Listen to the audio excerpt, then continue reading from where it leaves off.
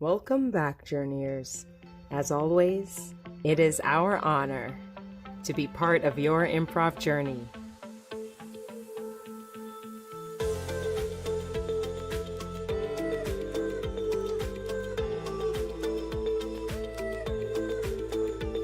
We are exploring the themes that show up in your life, from bravery to community, relationships to your inner self.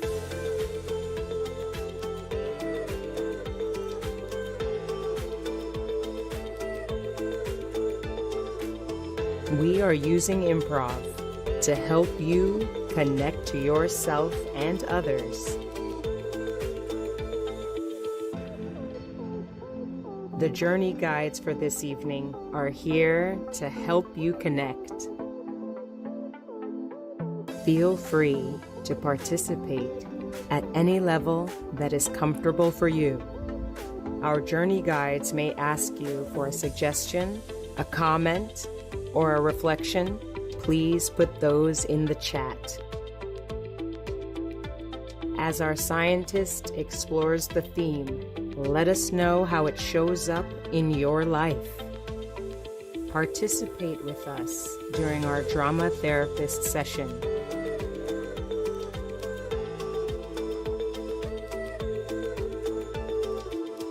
As always, as our special guest, we have a journeyer just like you, a non-improviser who will need your support, your cheers, your laughter, and reflection.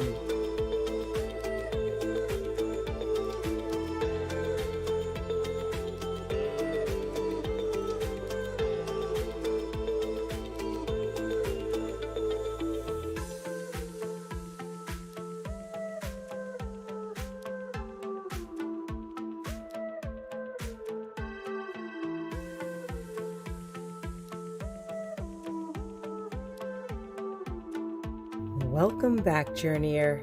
You've grown.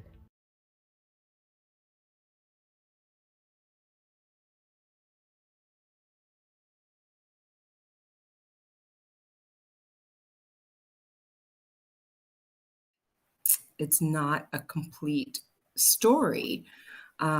Yes, Journeyers are joining us, and Aaron and I are talking about recovery in general. And Aaron, you just said this really interesting thing. I'm working on not saying interesting. That's a thing I'm working on.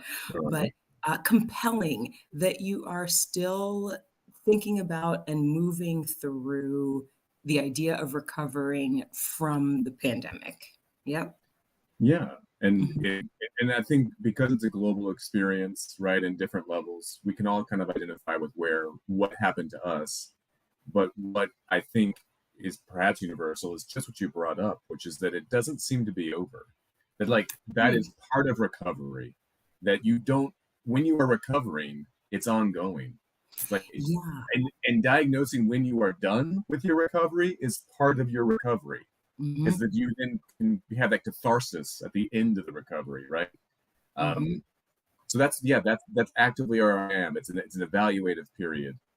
Yeah, and then there's the part that, or the thought process that the thing that you're recovering from is actually over, right? There's like this little bit where you can look back and say to yourself or to others that happened, so that the process of recovery can start to take place. Whereas the thing that you're recovering from had a beginning, middle, and end. And this pandemic does not feel like it has like a I want to call it like a zip tie on it, or a tie, a bow. It doesn't feel like it's completely done. No, it certainly doesn't. And it's one of those things where I wonder if we will know that we are finished in the moment that we are, or if it was something that we'll only really understand with a great deal of hindsight long from now.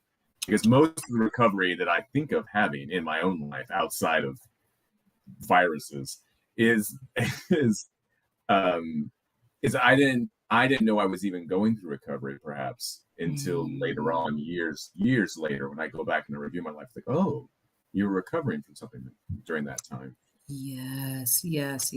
I love that. There's this feeling of like of having to be in a completely different space in your life in order to look back and see where you came from. Like you're swimming in everyone would use the frog in a boiling pot of water sort of feeling.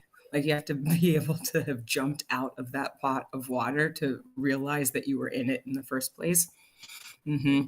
This is perfect because you and I can talk about recovery but it would be really nice to, at least for this conversation, to nail down how we're defining recovery today. Well, we should have Emily then. Yeah. Go to the lab. Yeah, let's go to the lab. All right.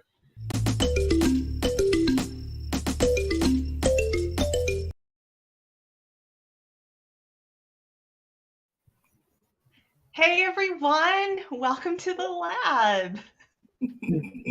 Your conversation was so calm, and then I feel like you come to me and I'm like, hello!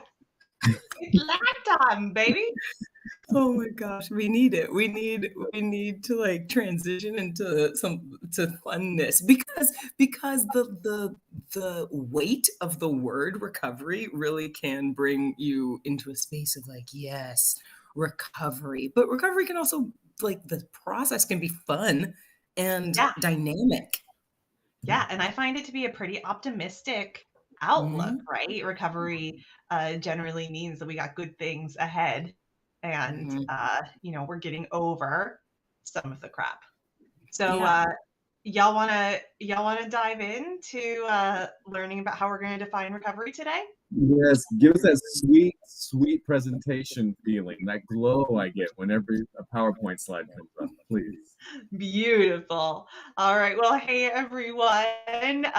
So just for journeyers who are here with us for the first time, I'm a behavior analyst, which means that I define things all the time and make them kind of break them into little parcels that we understand and are a little less nebulous. And so we have all of our friends here today. So hi, Luke, our drama therapist.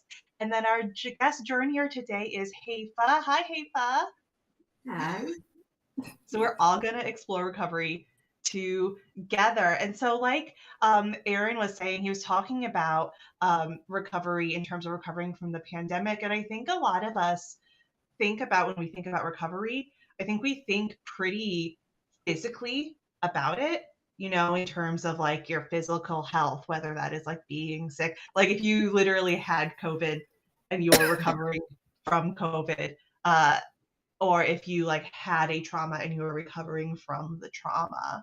And so I want to focus a little bit less today on physical things, and following in your conversation, Aaron and Shannon, I want to kind of focus on our mental recovery from things. I'm going to use some physical examples, but let's talk about some mental recovery. So time to define. So today I'm going to define recovery as something that happens after a destabilizing event. And then recovery is the process of returning to what we can say is a new normal that's in line with your values. So not just like a new normal that you're miserable in, right? That's not recovering. That's still being miserable, but in something that is important to you. And I did want to take a moment because I feel like every month I talk about values, right? So I just want to like revisit them very quickly for anyone who hasn't watched this channel in like a couple days. So when I talk about values, I'm talking about the things, the concepts that are important to us, that when we are engaging with the world, we're striving for these things. And I'm going to ask for people in the chat, and someone else is going to have to tell me because I don't have the chat up right now. Someone else is going to have to tell me how to respond. Thank you, Luke. But what sort of things you value in your life? And I'm going to ask our panel down here too. But some of the examples I have on here, so like I value family, is very important to me. So the things I do are in service of, being a supportive family member, being a loving family member. I value social justice, so I do things that are in line with that. I strength isn't necessarily my value, but like I know some people value physical strength or mental fortitude, or emotional strength. And then also creativity is something that, I strive for. So I want to know from y'all, what are some of your values?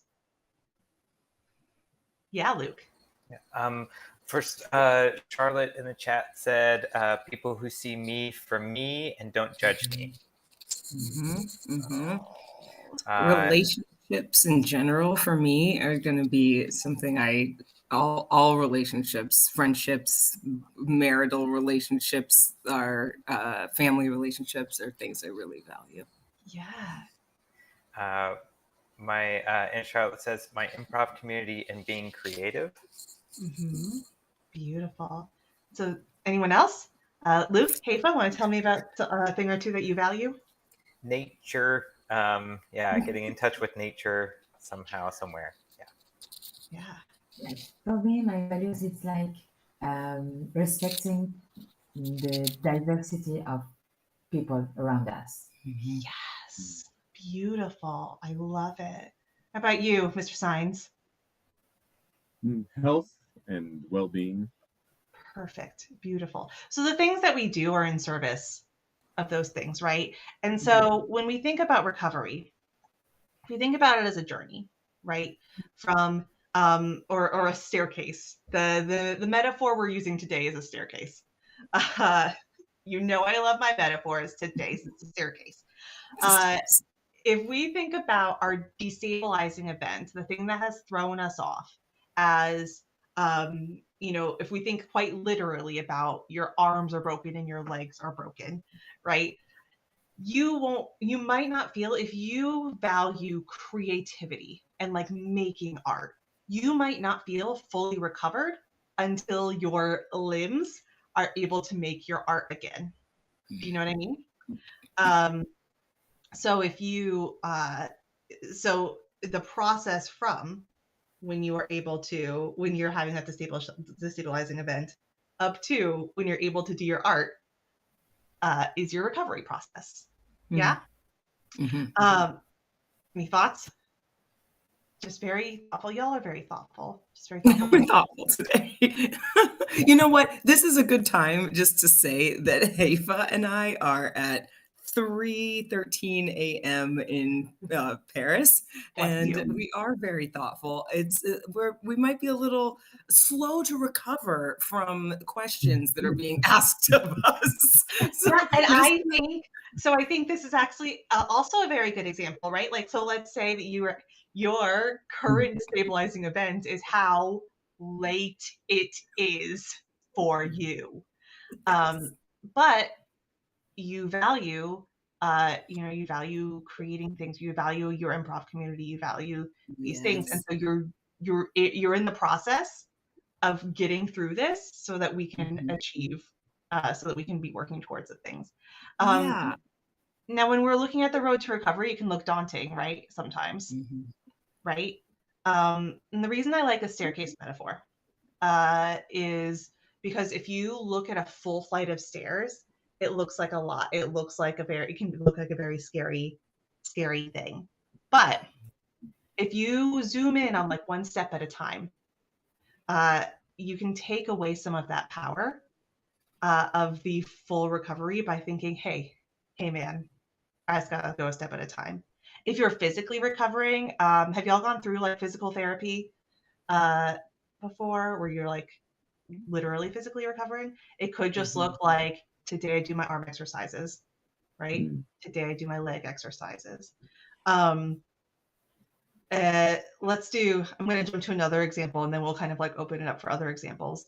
But if we're thinking about, let's say, a mentally destabilizing event, right? Like COVID, right?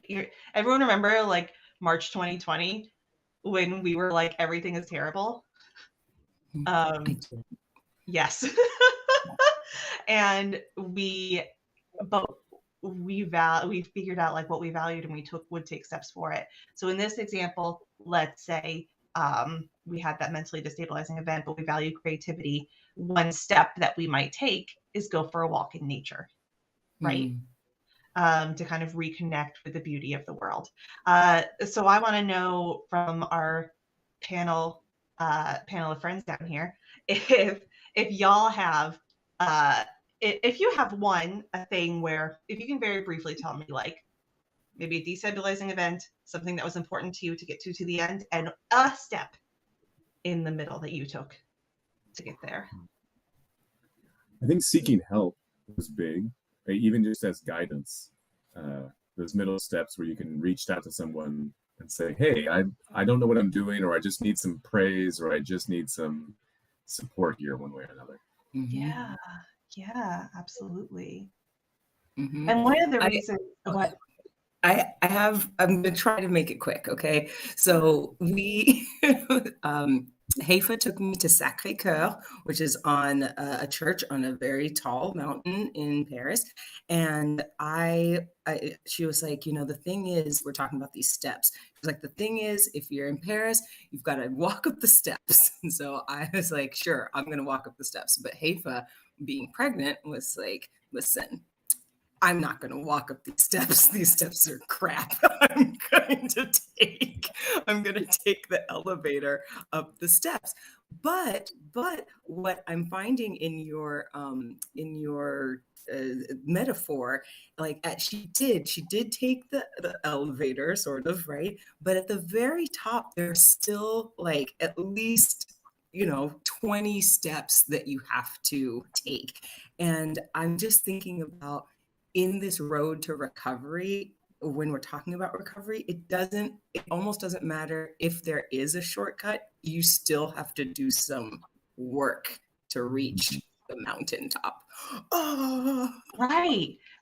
Because you, like, Heyfa, if you hadn't taken that elevator, it's not like you could be like, well, I'm just going to imagine that I'm at the top and not physically do a thing. Yeah, like I was really happy to do this 20 steps, something like this.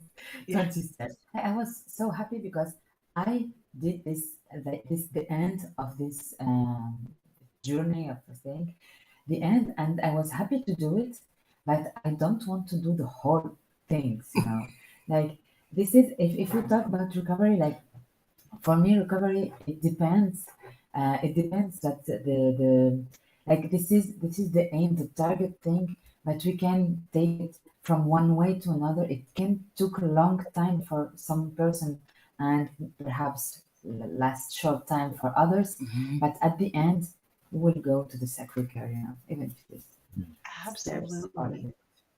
Yeah, it's there's flexibility in our steps, right? And the beautiful thing about when we break down however many steps we have, however big those steps are, the beautiful thing about this metaphor is that once you cross one step, you feel a little bit better, right? Because you're making progress. That becomes a little reinforcing for you, and you can keep going. If you had stopped halfway up that mountain because you'd been like, well, I took the elevator, you wouldn't be like working towards your end goal. And so I want to, because we are improv on off the stage, what we're going to talk about later for the rest of this show is how we use improvisation and performance to practice these things, right? In improv, all we're doing is taking moves, those small steps, right? We're making things up all day long, and we're taking small steps to move towards, whatever we want out of the show, whether it's, finding connection with our partners or with our audiences, or doing something funny or doing something heartfelt, or, just exploring whatever our ultimate outcome is. So we already break down little steps. Improvisation teaches us to break little steps. We also practice being aware of what's going on and being in the present moment so we can identify these little steps. Am I right, guys? Yes. I know when they're happening. And then we also teach each other grace for how long it takes and however many steps there are. We teach ourselves that, not everything has to be super quick. Not everything has to be brilliant. Not everything has to be perfect. we give ourselves a lot of grace, and we practice that on that small scale to help us with greater recovery. And so, all that being said, to set us up 3 minutes, we just learned a lot about how we can work on recovery, how we can break them down into steps, how improvisation helps us with that. And so now I'm going to kick it over to you, Erin and Shannon, to do a demonstration of an improvisational scene where we put this stuff into action. What do you say? I say great. Let's do this noise. Let's.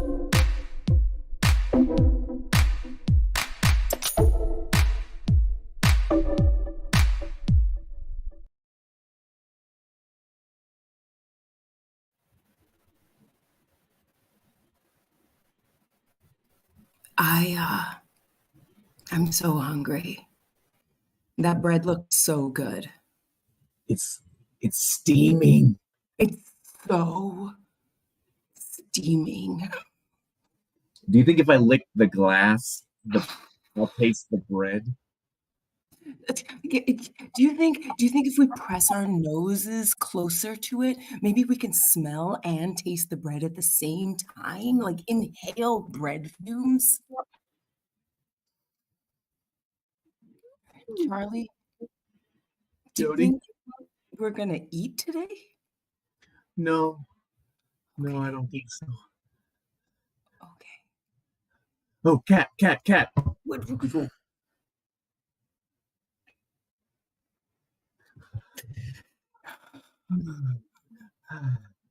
Hey, Jody. Yeah, Charlie. Did I tell you that I smelled some pizza crust the other day? Whoa. Like out of a box, a fresh box, or like out of a trash can? In my dreams. I'm In your dreaming about dreams? pizza crust, Jody.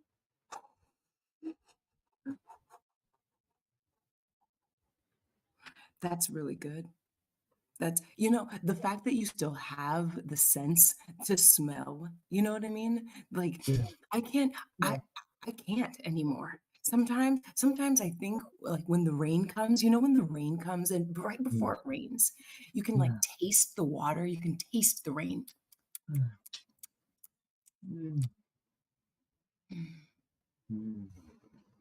Charlie, I'm hungry. I'm always hungry, Jody. I sometimes think that the things that are most true about me are that I'm a rat, I'm always hungry, and I have an innate sense of when a cat is coming. You've got a lot of good senses, Charlie. Remember when we were real fat? Remember we were living in that garbage dump, in that heap of garbage, and people came by every day and just dumped garbage in that heap. Threw food on us. It was like Your fur heaven. was so luxurious. Yes. And my tail, remember my tail could curl all the way around. I could bite the tip. Now I can't even reach my tail. Oh, Jody. Yeah, Charlie. Jody. Do you think, like in a day, they might throw this bread away? Well, we would be so happy. We would eat bread. I'd give you a little piece. Yeah, and eat it, and I'd chew it, and I would chew and chew, and I would savor every single second, every piece of rye seed. Jody? Yeah, Charlie. I think you should have the first bite. Whoa, Charlie, no. Of imaginary future bread? No, not imaginary future bread. Real bread here in my dreams. Jody, I'm dreaming of it right now, and I want you to have some of my dream bread, Jody. Just look at the real bread and then taste my dream bread. Taste your dream bread. Charlie, I want to say that I really love you for even sharing your dream bread with me, Charlie. It's a really big deal. Thank you for sharing your real life and your dream bread. You're welcome, Jody. You're my best friend. You're my best friend. When I die, I hope you eat me. And I No. hope I taste like bread. No, Like dreamy bread. no. Charlie. Charlie, Charlie, Charlie. Charlie.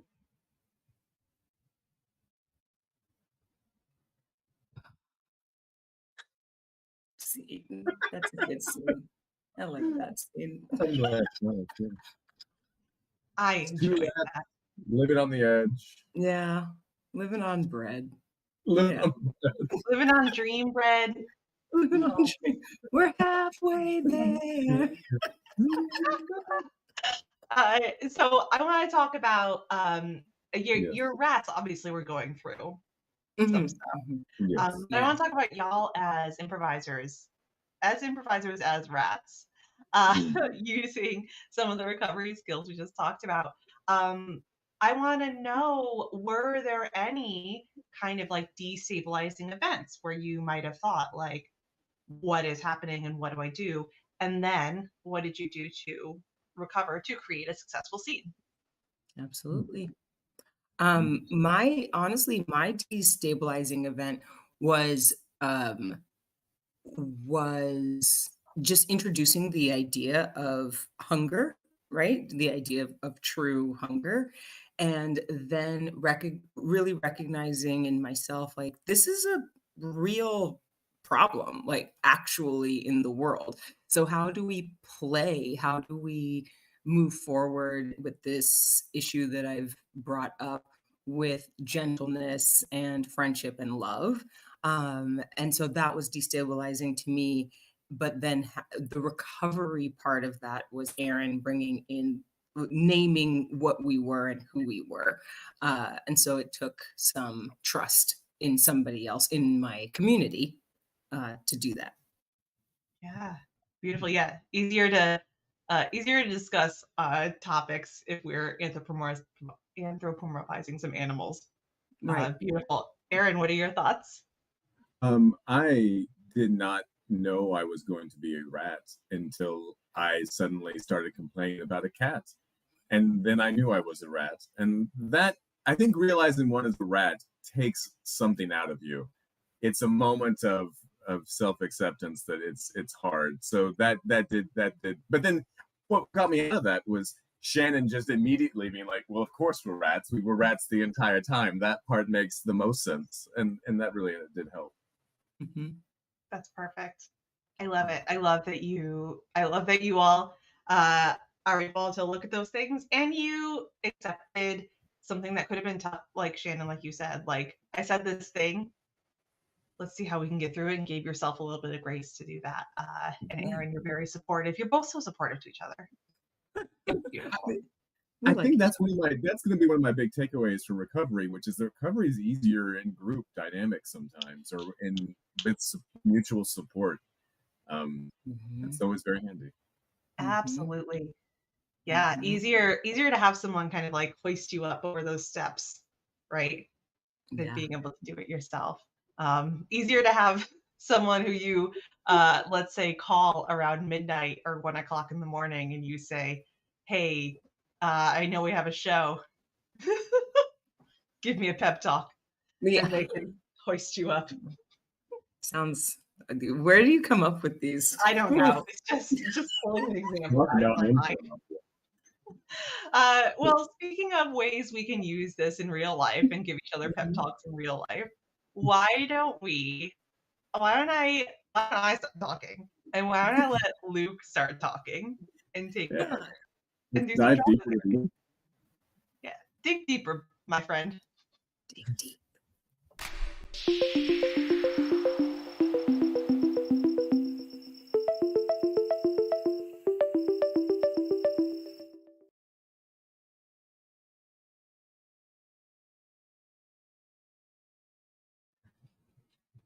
Hello. Yeah. Hello. Hello, it's drama therapy time. So yeah, I just want to relate back to like the scene. There was a lot of support, just as we were talking about, of like giving of like the imaginary bread to your scene partner, to your scene partner's character, and playing with it and be like, I want to share this with you so much. It's just like those little choices. Which is really, really awesome to see, and so supportive and loving. And that's what I want to kind of look at a little bit further, is choices, choices in recovery. And so we're going to do an exercise that highlights that. And I asked Aaron beforehand, excuse me, Aaron, did you want to share a story of recovery from your own personal life, or do you want to share a story of your character's recovery? I have a premise in mind for your character if you want. Yeah. Well, I'll go with the character then. Okay. I love walking into a premise. All right, cool, great. So let's do it. So let's imagine that your rat character has just been chased by a cat, and so so has just recovered from being chased by the cat all around town. And so yeah, so I was wondering if you could just kind of give a little bit of a monologue or narrative monologue describing your ways that you would recover as your character. And sorry. So think about that. And people in the chat, as well as everybody on in the group, just be aware of different words that that Aaron's character says, and we'll play with those further. Sorry, go ahead, Aaron. They say a cat has 9 lives, but when you've been chased by a cat, you die 1,000 times. Every split second where a claw just almost gets your tail, or a batted hand moves you up where you can reach, hang on to something and scurry away. Every bit of fear and hope blended together. It's a loss. But when you escape the cat, you know that you've only escaped for a moment, no matter how long that moment lasts. And so recovering from a cat chase is slowly, bit by bit, rebuilding your life. I do not need to look over my shoulder right now. The cat is gone. And I can eat food right now. The cat is gone. And how are you rebuilding your life from being chased by the cat? As my father used to say, what's the point of being a rat if you can't act like a rat? So when I recover from a cat chase, I do rat things. I scurry. I scurry for no reason. I scurry just because. I stuff my cheeks. I don't even eat food. I put grass in them. Why? Because a full cheek is a rat cheek. And I am a rat. Cool. I go and I find other rats. And I talk about the chase. They've been chased too. And sometimes we commiserate. Sometimes we make rat love in a big pile. It doesn't matter. We do what rats do. Luke. Thank you. Yes. Okay, we got off the rails just a little bit. But thank you for exploring that character a little bit further. I really appreciate it. I don't know. That's great. It's great. So I was wondering. Thank you, Aaron. I appreciate you going on that monologue journey with us and sharing that with us. So I wanted to get to everybody else. What words did we find that Aaron was saying, like repeated words or words that you found particularly pointed of his character? For example, like I found like Aaron's character said every bit, a lot, escape, scurry, stuffed cheeks, other rats. So so I kind of picked up on a couple things, but what else do we hear in that? Looks like pauses, some quick talking, and some like tight body moves, if that makes sense. tight, yeah, tight body, yeah, just like very stiff, very like, yeah. Doing rap things. I see in the chat, and Charlotte says a moment as well. Any other words we have?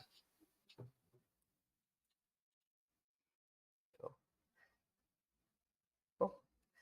Okay. Oh yeah, and Emily wrote in. I just I felt like I just learned so much about rats. Great. Okay, cool. Wonderful, wonderful.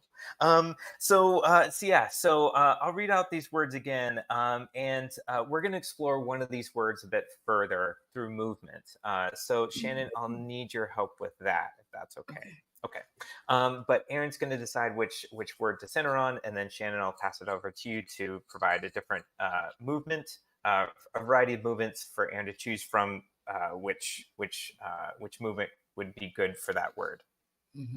Okay, so Aaron, we have pauses, we have quick talking, we have a moment, we have stiff or tight, we have every bit, escape, scurry, other rats.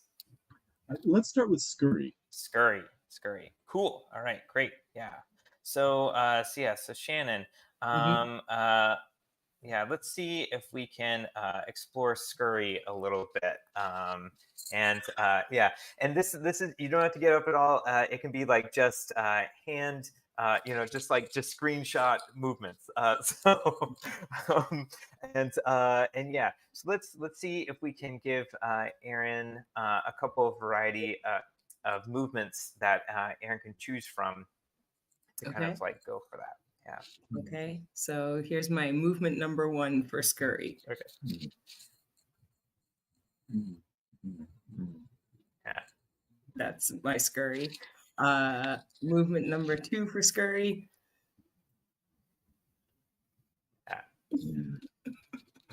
And movement number 3 for scurry would probably look like this. Cool. Great. I mean, I see Heyfa and Emily. They can also. Oh yeah. Heyfa and Emily, do you all have different movements? It's Emily has that one. Scurry movement. Heyfa? Yeah. Mm-hmm. Okay. Cool. Okay. So there's the bongos. There. No. Okay. No. I would say don't use your words. Act it out. Which ones? Okay. Yeah. There was. Yeah. Well, I like that one. Is that one? No, I like this one. This one. Mm-hmm. And this one too. The piano one. Yeah. Like a little Moroccan. Yeah. Mm-hmm. Yeah, and so Aaron, which one would you want to center on a little bit further? Oh, let's go with the first one. The first one? Okay, cool. All right. Let's all do this together. You can do it at home too. Yeah. We're just feeling it out. And this is scurry. Yeah. And so we have scurry, and that was like because we can stop now. Great. But yeah, like with scurry, there was like a lot of quick choices, a lot of frantic movement, a lot of like that's where all the other words come in of like every bit, quick talking, stiff or tight, just really trying to stuffing cheeks, that kind of thing, like just really trying to make sure that those decisions are quick, fast, and sufficient and satisfying. And you're like, okay, so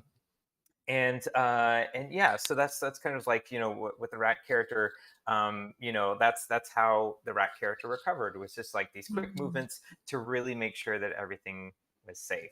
And I'm going to say a concluding statement, but I just want to say thank you, Shannon, Heyfa, Emily, and Aaron for exploring that a little bit further.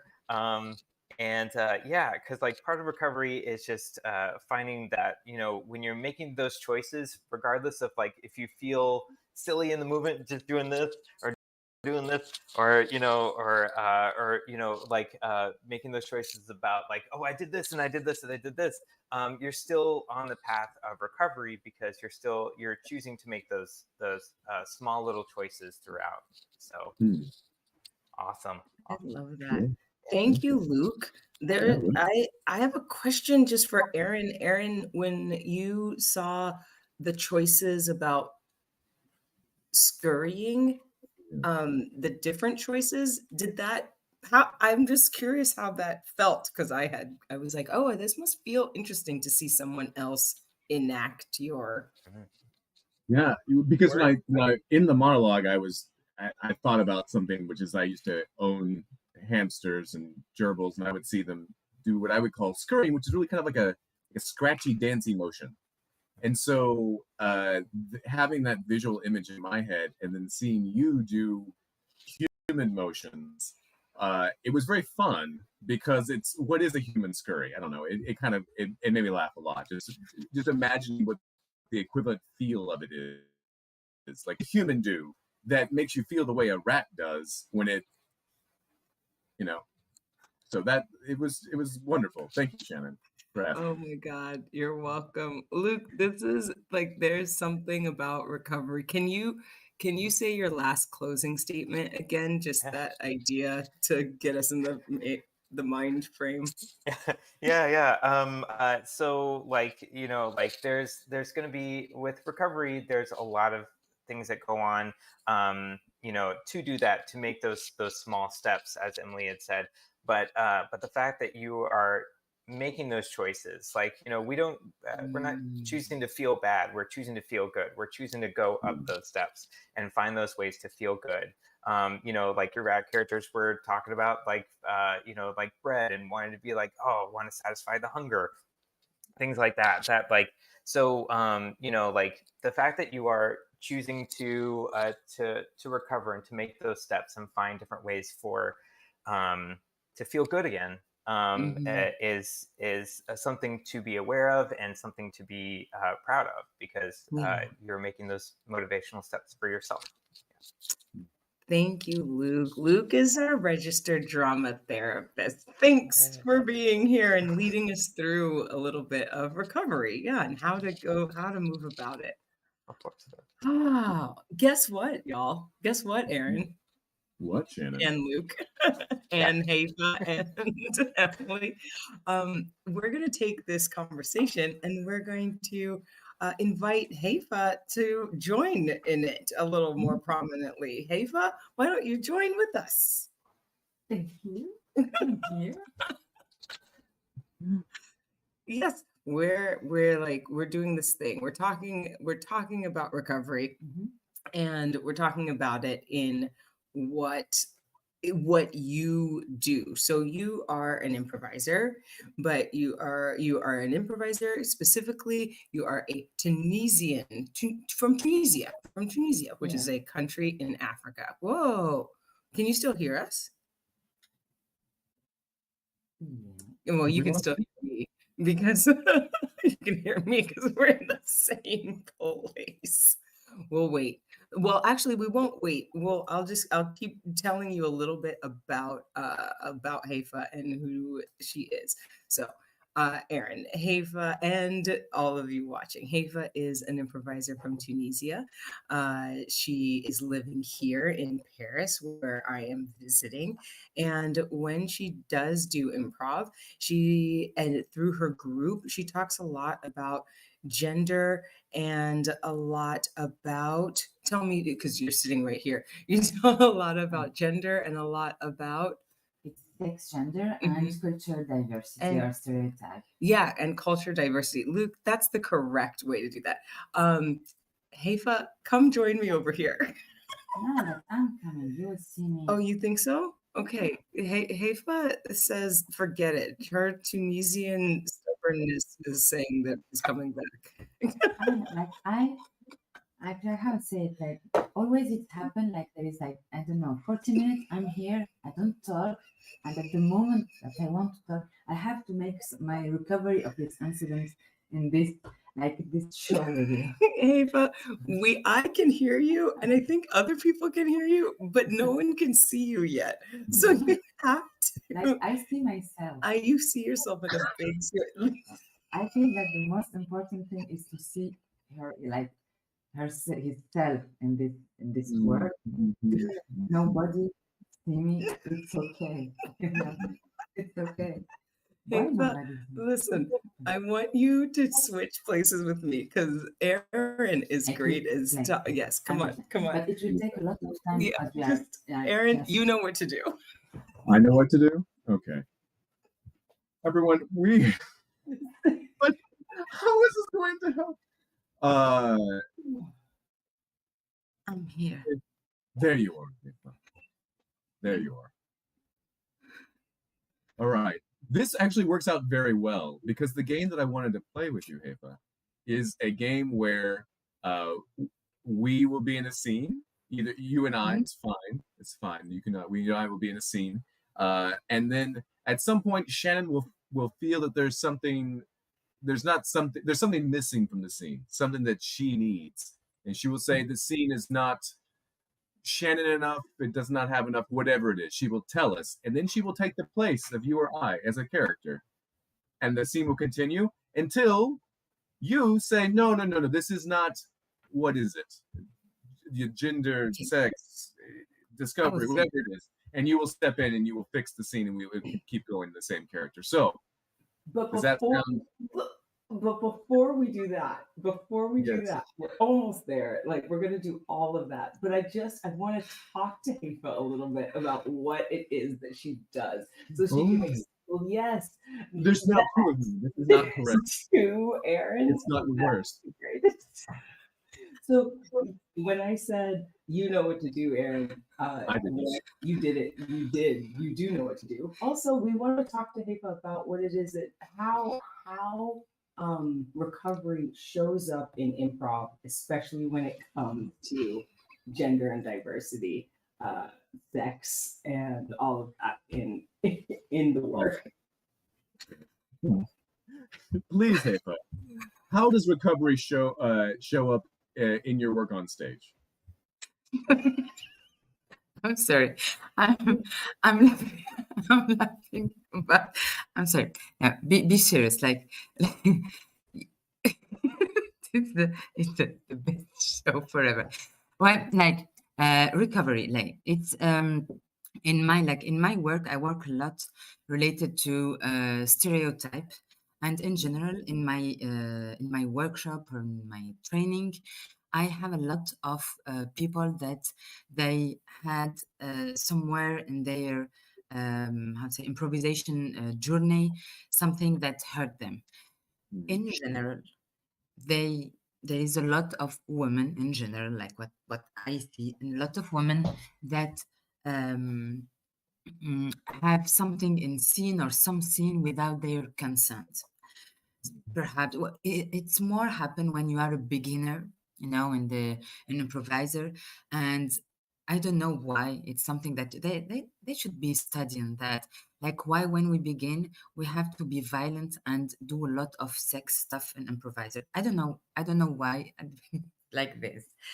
So I have in my training a lot of more women that have this kind of like this problem or something happen, and it takes a lot of time to recover from that because you don't trust the other, and there is two ways to react.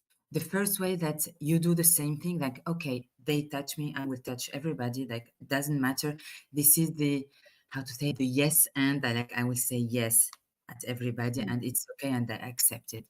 The other thing that I will be close to my I'll be closed. I cannot I don't want to go more, and I don't want nobody touch me. And this is the two way that I have in the training in general. And recovery from that, for me, the had to begin with forgiveness. Like it means to understand that we are beginner. Sometimes it happen. We never learn the no and we always begin like my time with the yes and that we should learn the no and like no, I don't know that, but we can continue playing together. So this is the first thing that I learned, like forgiveness is the beginning from recovery, because if we don't forgive our partner, it will be difficult to have other thing from the other. I'm wondering, Heyfa, as well, that forgiveness also has to do with self forgiveness, right? Because as a beginner, you are in a space where, well, rather, like we were actually, Aaron was talking about this at the very, very beginning of the show, right? Where you have to be out of the thing to remember that you were even in it to begin with. And so when you get older, you become a more experienced improviser and you remember that you participated or let something happen, or you feel that you did that, there has to be some sort of forgiveness, internal forgiveness for yourself, right? Yeah. In my work, we always begin with the play, with the game that everybody tell one moment that he was a victim, and one other moment where he was an oppressor. Like it is always like everybody makes something wrong in their life, like, and we are not all in the same step related to, I don't know, consent, the deconstruction, machism. Like there is a lot of subject. We cannot know everything in their life, and we are not at the same step. So for recovery, you have to just see behind us and say, like, 5 years ago, I do that. So perhaps 5 years further, I do better. So it never stops. Like we never find a moment that we are really in the top, the sacred girl. There is always something beyond the sacred girl. So yes, you are right. Like forgiveness, you have to forgive ourselves and forgive also to the other, but without how to say, forgiveness doesn't mean don't say things, and doesn't mean don't say no, or don't tell people what's happened or what is the problem. And Heyfa, when you're off the stage, when you're in your everyday life, how is the work you've been doing on recovery and improv, how is it impacting your life otherwise? Like really, it impacts my real life, because like I'm feminist in my real life, even if I'm on stage. I'm feminist. Like I'm always trying to say that if there is one person who hurt me, I don't know, I will say that in 5 years he will understand. Like there is even if he don't play games, he don't play improvisation, but there is other games in life, that he will understand that what he did, it's not cool, or he will go better.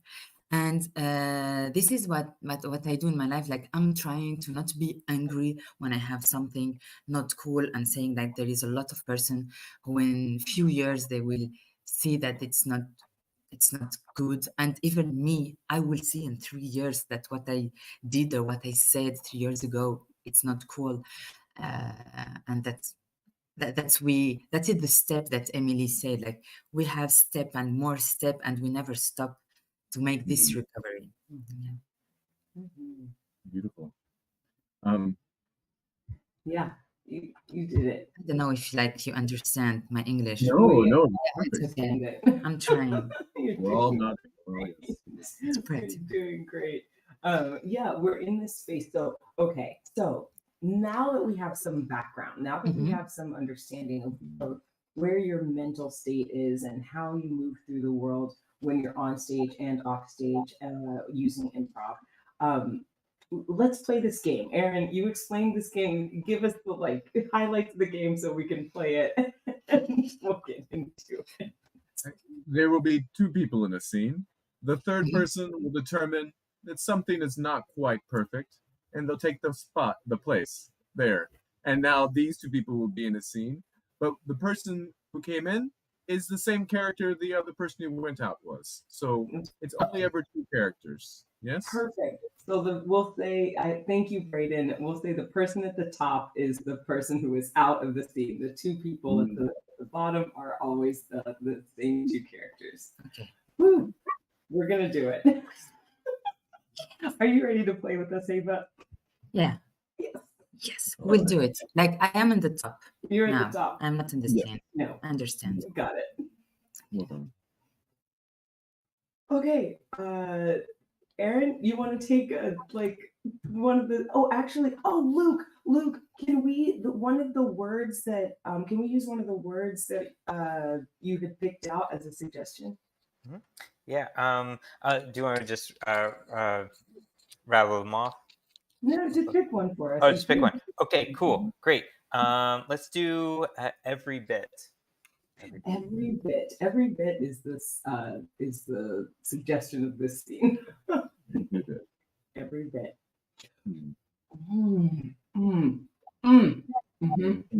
Yes. That Good one. ice cream. It's good ice. It's ice cream and it's delicious. It's good. Thank you. Thank you. You got it. Did you make it from scratch? I can't believe it. From scratch. I have to wear gloves because even touching the lactose gives me the hives, but I am so excited to see you eat it. I'm sorry, like it's not enough Tunisian like reaction, you know. Okay. Tunisian. Wow, wow, wow, wow, wow, wow, wow, wow, wow. So good.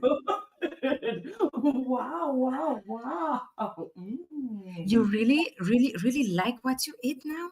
Oh yeah, yes, it's so good. Can I take some, please, because I'm hungry. Yeah, of course. Here, I can share it with you. Okay. That's I'm so sorry. I'm so sorry. It's not cooling enough. I mean, you're having ice cream, and we live in the hottest place in the world right now in Texas. So I need to come in and be chilled more, please. Yeah. Oh, I can feel my body rejecting the dairy, but loving the feeling of it. Oh. Watching you is just making my whole body just like drop in temperature, just feel better. I feel better watching you enjoy what is slowly making you ill. Really, really makes my heart explode. Can you take a bite of the steak now, please? The steak? Oh, the steak. Please, Steak. please, Yes. darling, try the steak. Oh, yes. Of course. Yes, Mhm. please. And how is it? I'm sorry. Like it's not enough anger in it. It's so cool. It's so like friendly. It seems I want more action. This is terrible. It's awful. This is steak. I've never had such terrible steak. You know what? What? You should take this steak and your ice cream and throw it in the trash. Get out of here. Yes. Why we are always like eat something like this? We should have a body without eating, you know. You should be able to live without eating. Yes. Why we are dependent on that? Like we have to manifest that. I'm really, if I have the power to not be dependent to this all nature thing. Yes, the whole thing. The whole thing. I just want to be able to exist with my body, fueling itself. Yeah. It shouldn't even have to live on other things. I'm so sorry. I'm so sorry, but it's not desperate enough. Okay, you've consumed food that is killing you. So please bring me in. Please bring me in. Please. We must have food.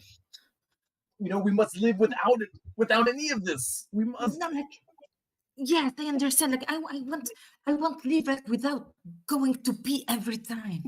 Like excuse me. This scene is too English language. Can we just have it an international cast, please? Just not a spot of English in it.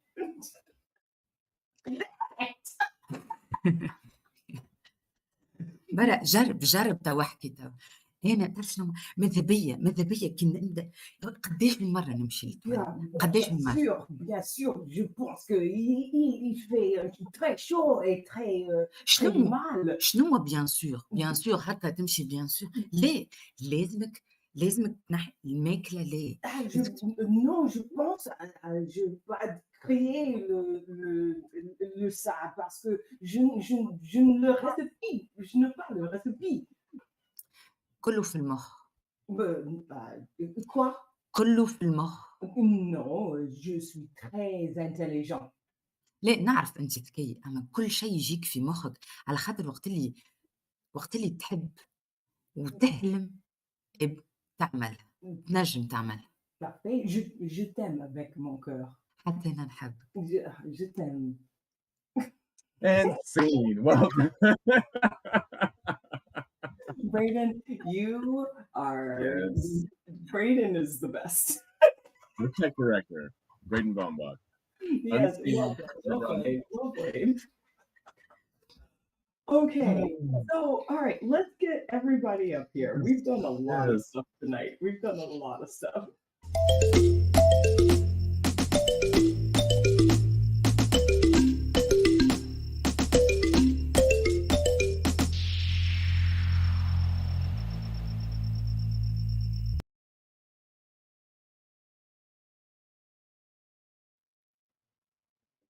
Yay!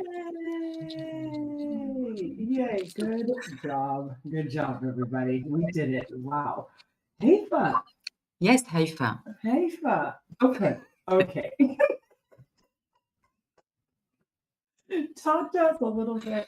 Just bring it together for us. Talk to us about the game that we just played. Relate it to recovery and relate it to what you do when you teach improv. I know you can do it all. Yeah, you know that the game that we are playing together, it was for me my recovery for related to the technical incident that it happened. Really, like I wanted something funny to happen now because I was stressed a little bit.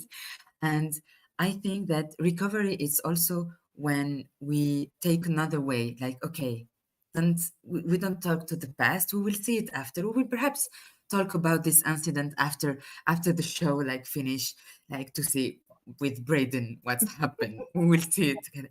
But at the moment, sometimes we are together doing another thing, and this is a step for our recovery. And this is the game that we had together, I think. I love it. Thank you. Emily, yes, talk to us a little bit about this evening and recovery and the definition that you've given us. Yeah, I think so obviously I think the best this is probably the best show to have such a technical difficulty because I think we as a team demonstrate what it is to, you know, when we have a challenging situation, when you're doing a live performance and something happens, not a one of us were like, okay, panic and shut everything down, right? We all were like, okay, what is the next step? Is it that Heyfa moves into Shannon's screen? Braden, the true MVP in the background, who's like switching names and, you know, messing around with the like making it look right? And we all just kind of gave each other the grace that like this is a live show, this happens, the world has not exploded, we are fine. And all of those things combined help us recover in terms of still creating something that we are enjoying putting together. So great job, way to go team, for demonstrating a thing in the moment. Way to go. Amazing. Luke, bring us the therapy in this moment. Well, I mean, like it was a lot of it was already said. It was just like it's just you know, once again about the choices that we make, about like, you know what, this is a stressful situation, but I'm gonna choose to find the joy in it, to find the fun in it, and I'm gonna you know, celebrate that fun and that joy with everyone else too. So that was really cool. We are doing it. We're doing it. Okay, friends and family, let us say bye to Emily, Luke, and that's Shannon. Emily, Luke, and Heyfa. Bye, and Bye. thank you so much for joining us. You are all amazing. Oh my gosh, Aaron. Yes. Why simply discuss a topic when one can live the topic, Shannon? I That's know what it. we did. I It's know wonderful. it. The thing is that we truly do that on this show, right? That's what this show is about. How is it that we can take improv techniques and put them in our bodies so that we can actually move through? It's the same question you asked, Ava. Like, how do we take these techniques and off the stage? Yeah, off the stage from being on the stage and move them off the stage. And I'm wondering for you what this evening was all about. If you could do it, like condense it down, like, what was it all about for you? So much of my recovery is always thinking of trying to make order out of chaos, right? It's trying to like take all this mess that's everywhere and like put back the structure, right? Because those were my values.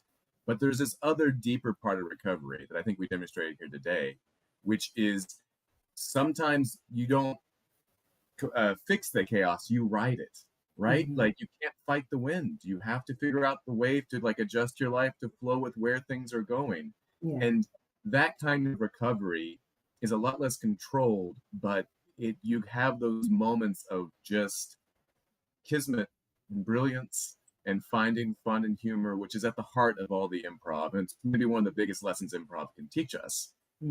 is to let go and Right. see where things take you. And that was Yeah. wonderful. How I about you, Shannon? What are you feeling? Yeah, I'm feeling so loved. I think I know that for me, Emily was talking about values and the things that we value.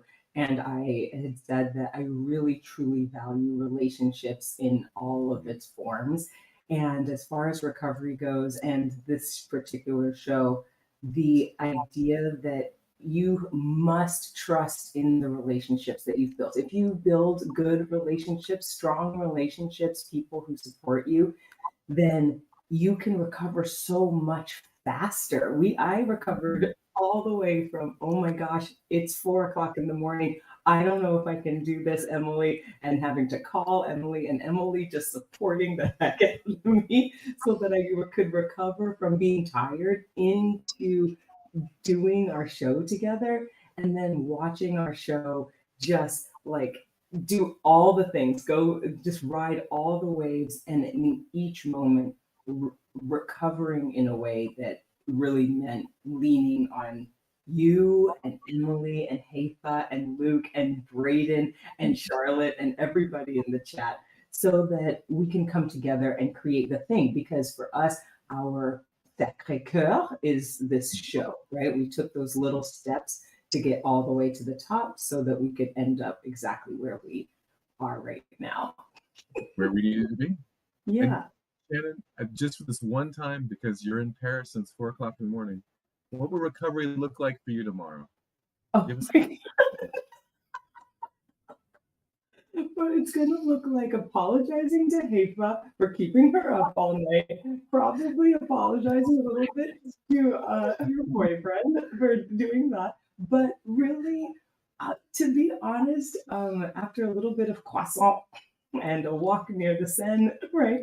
To be honest, really reflecting on the the blessing, the joy, the word, I there's a word, but really the blessing that I have, that that is the relationships that I've built in all of you and everybody who has made it so that I could actually be, so that on and off the stage could actually be completely international.